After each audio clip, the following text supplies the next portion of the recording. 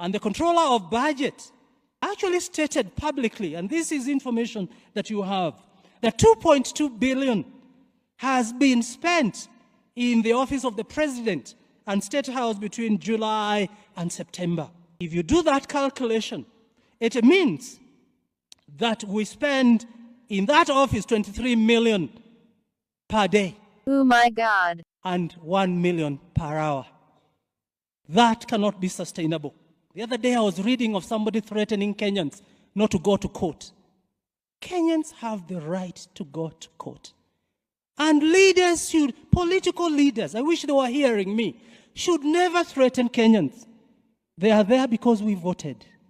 And they are there as servants, not as bosses. I hear now you've moved from Kenya Power and Lightning to Kenya Power and Darkness.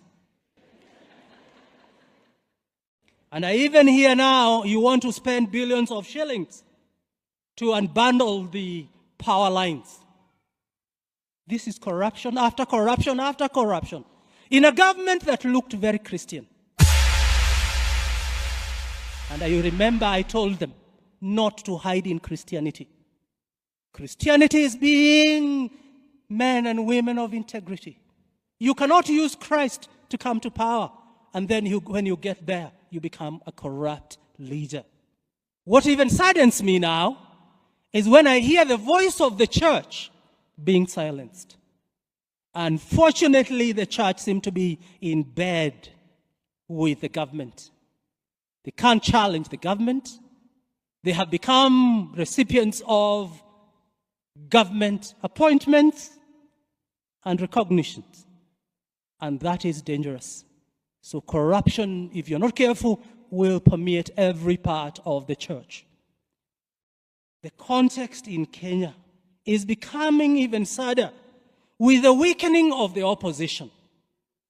While we should be having a very strong opposition by this time to check on the government, it's becoming weaker and weaker, and we can't hear the voice of parliament, but also the schemes that you see to silence people. We have a weak parliament that can be used by the executive to add taxes to Kenyans. When this government was campaigning, they said they are going to reduce taxes. In fact, they were criticizing the then government, which they were part of, because of the high taxation. But today, the load of taxation is becoming heavier and heavier. And this is happening at a time when we hear of cases of grand corruption. So on one hand, you tax people. On the other one, the same government gets into scandals of corruption. For example, the edible oil. What has the government to do with edible oil? Any government project is riddled in a lot of corruption, unfortunately. And then you are told it is not fit for human consumption. Fuel prices are not making sense in Kenya. If you compare with the world, the prices are going down. In Kenya, they are going higher, affecting the lives of the poor Kenyans. Most of the public resources are going into waste, unfortunately. So we hear the cry of our country. The cost of living, the depreciation of the Kenyan shilling against the dollar, which is affecting the prices of most of the commodities because we are net importers. When I hear of that cry, it is very sad. I hear of a ruling class that doesn't seem to care about the depressing situations of this country. Yesterday, I listened to a video that you may find it later.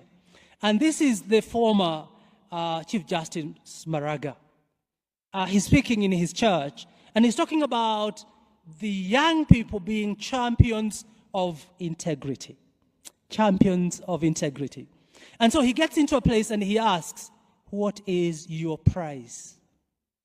What is your price? Could you ask your neighbor, what is your price? When politicians want to use the church to propagate their agenda, they say church and politics is one. When we become very tough on them, they say, no, you do the church things, leave politics to us. I am convinced, as a theologian, I am a politician as well. And politics is talking about the governance of a nation. And the church and church leaders must engage in such. And he was asking this because he was giving a story in Mombasa when he was the judge, and there was a corrupt importation, and he gave an order restraining that. And those who were doing that went to his friend who was a lawyer to try and circumvent the process. And the lawyer said, hey, I can't go to Justice Maraga. That guy has no price. That guy has no price. Then the corrupt team said, no, everybody in Kenya has a price. Then the lawyer said, sorry, for Justice Maraga, no price. Now, let me ask you, can somebody give a testimony about you? Can somebody say, oh, that guy you're sending me to has no price? In other words, you can't buy him. Let me ask you today, and I'm not asking this because the police are here, but I'm asking this to even individual Christians. What is your price? Can you be easily corrupted? When we were doing that building, a politician came to see me and said, hey, Provost, I want to go see what you've been doing here. This looks great. And asked me, how much have you spent by now? And we were almost coming to the end of that building. I said, 700 million. You know what she said? If it was a government project, by now we will have spent 10 billion and it will still be in the foundations.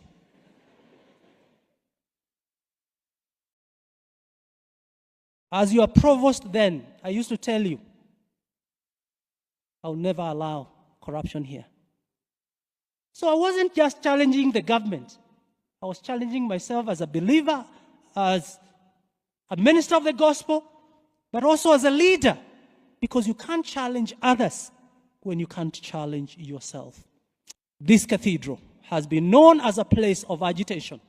This pulpit has been used by many people in the past, archbishops and provosts, as a place of calling on the government.